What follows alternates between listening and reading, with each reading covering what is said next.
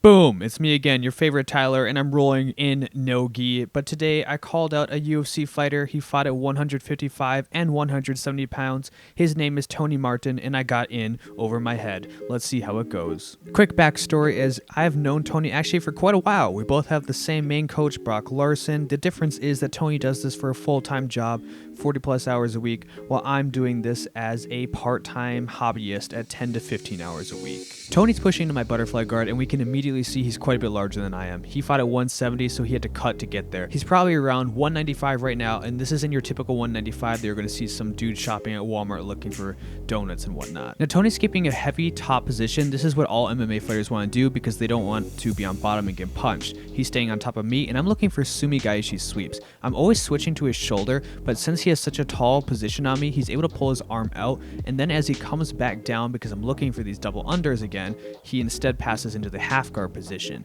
This is his first really nice movement he does. It was really swift, and then he's in this next spot so he can start to attack me. Now, Tony isn't just a fighter, he's also a black belt, and he's had his for about 3 years. I've had mine since April, so I'm still a newbie black belt. He has a crazy amount of pressure on top here, which is a big difference in the size again.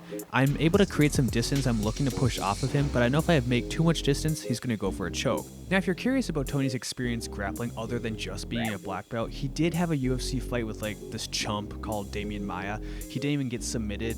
Damian mounted him a few times, but he kept escaping. And on the ground, it was actually a lot more even than you would think. But Damian's not even really that good, right? Now, my main focus when I'm getting pressured this hard is I have to be able to control Tony's left arm. I'm doing this so he can't attack me. I'm always keeping a nice 2-in-1 on his wrist to create some distance, and I know he can't attack forward if I control this arm. He is going to try and work this one out, however, by dragging my leg up, but I just want to hold on to this as long as I can to set up my own attack. Now, he is able to free his arm, and he has a deep waist on the other side. That's a nice part about being so much larger than me. His one arm can go across my entire torso. He's now putting his hips towards my head, and he's looking to use that guillotine grip to pass like I like to do to other people. Now, with perfect hindsight, I screw up here. I should have gone under his butt and rolled him forward because he was really heavy, but instead I go to the turtle. I also could have gone to the turtle and then shifted back, but instead I stuck to just the turtle, and now he's working on top of me. I'm keeping my frames in, and he's looking to pass my guard. I'm going to keep going for this turtle position though, so he can't establish side control. Now, here's an important battle that we have. I'm looking to grab his leg, and I'm doing this because it's not the crucifix leg. As I do this, he's adjusting his grip, and he's going towards the Dars. As he goes towards the Dars, I'm looking to roll my back, and I'm trying to flip him over hard because this is what I do to most people. Tony being much larger though, he's able to land on top and establish his choke. From here, I'm forced to turn back into him, and he just has to start pushing down with his chest to create enough leverage to get me to tap. If I was with somebody in my own size, I probably could have rolled him here, but I should have gone for a different approach to attack his hands instead, so I wouldn't have had to tap to Tony. There isn't much shame in losing to him, however, so I'm just going to accept my tap. Now, this next part is completely embarrassing, so just watch the footage and try and think to yourself, I won't ever let this happen to me again. I look like a complete white belt, and Tony completely capitalizes on this. Also, if you appreciate the video so far and you want to see me get smashed by other people, or maybe I smash people like Ben, then make sure to like, comment, and subscribe to the channel. It really helps me out, and I like to grow in the algorithm. We restart the round in the typical fashion, fist bump, etc., and I start on top. I'm thinking about guillotine pass, but right away he arm drags me. I don't even fight this arm drag at all. I just fall, and I start working up towards him. I don't know why I did this. I even try and separate his leg, but he hops over the guard, and again he puts me in a Dars choke. I don't have much defense to this, I just go belly down, but I already know he has the right angle, so I tap so we can restart the roll. There's no way I'm going to be able to fight out of this submission. Completely embarrassing. Even as a black belt, when I think I'm much better and I've been training for so long, that something like that still happens to me. So if you're a white belt out there and you're struggling with other people, just remember that even a black belt can look like a white belt depending on who they're rolling with. Again, Tony has a lot more of credentials than me. He fights for a living. He does this a lot more than me, but I still shouldn't let that happen to me so easily. I should have fought the hands. Now, instead of trying to look like I have the same athletic ability as a child, I'm going into this next round and I'm going to do what I just said I would. I'm actually going to fight the hands. We engage, and I'm immediately looking towards his leg, looking to monitor his front hand, being the right hand in this scenario, and now I'm going towards my guillotine situation. He led me in here, and he's going with the underhook. I look to try and get a guillotine on this homeless man. I have a special arm in guillotine choke that I like to do, and he's going to allow me to go for it right here. As he's pressing me into side control, I'm trying to get this guillotine where I capture his foot, just barely, and I'm keeping this arm in guillotine. The arm in guillotine is used so he can't Von Flue me, and I'm compressing the choke downward. This guillotine was actually pretty tight. I could hear Tony was wheezing in this position, and he was starting to fight the hands because he knew the side control wasn't enough. I also was starting to lift my back because I was looking to get a sweep by going over top of him, but due to his size, he was able to push back off the mat and turn into me. Once he did this, I lost the leg and I had to bail on the guillotine because I couldn't control his leg anymore.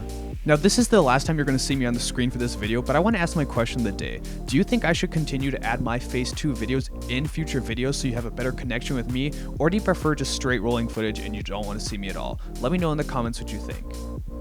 Picking up where we left off, he just got into my side control position, so I immediately go to turtle. From here, he's looking to attack my wrist and he's trying to get behind me. I know my back defense is very strong and he can get one hook in, but there's no way I'm going to let him get 2 hooks in. My goal here is to not let him get 2 hooks in, but I also don't want him to get 3/4 mount so he can take the full mount position. I'm also trying to fight his hands because I need to free my wrist. If I can't free my wrist, I'm going to be stuck here for a while. It may look like I should try shrimping and capturing his leg, but that is not the battle we're looking for here. Again, it's the hand fighting. If I can't hand fight, I'm never going to escape this back control spot. He puts me in a back half, but again, he's not able to get a second hook in, so I don't feel too in danger here.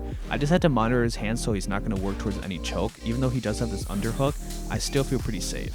Now this is where I start to win the battle at escaping this back control. I go belly down and pretend I want to be oil checked. I don't actually let Tony oil check me, that's more for Katie in her free time, but instead once I'm here, I know if I can keep my belly low and I can keep my legs extended, I should be able to peel him off of me. He switches to this high ride, and as he does this, I'm going to lean my pressure forward. I know that if I get enough of his weight off of me, I can just start to shrug him off, even if he's this much larger than me. Now from this position, I know I just have to keep bumping my hips forward. It's a slow movement and it looks like not much is happening here, but as long as I can keep bumping, he's going to have to be forced to go to a different attack because he's going to fall off this back position. As Tony can tell he's losing this top position, he goes for a beautiful transition, which I love to use for my guillotines, where he's going to scoop in and he's going in for the deep arm and guillotine on the opposite side. However, like I said, I go for this all the time, so I know exactly how to defend it. The trick is not to pop your head up. I'm keeping my chest very low to the mat because as soon as I pop my head up, this is going to give him the angle he needs to finish me.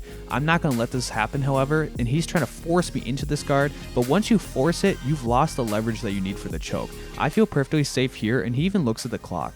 He knows he doesn't have much time left to finish me, and the momentum was starting to change here. Tony does hit a nice transition here where he's trying to go for the arm and guillotine, and he moves his foot off the mat to create more leverage and get his hips out. Again, I'm not in danger, but I also don't have any attacks because I'm stuck in this position. He transitions to an anaconda choke to try and finish me. He even dumps me to my side, but again, I was not feeling the choke pressure on this one. Maybe if the round would have been longer, something would have happened, but this does bring us to the end of the roll. If you appreciate the video, please make sure to like, comment, and subscribe, boost me in the algorithm. Also, thank you to all my current patrons. If you'd like to be a member, make sure to check out my page and you can get lots of benefits.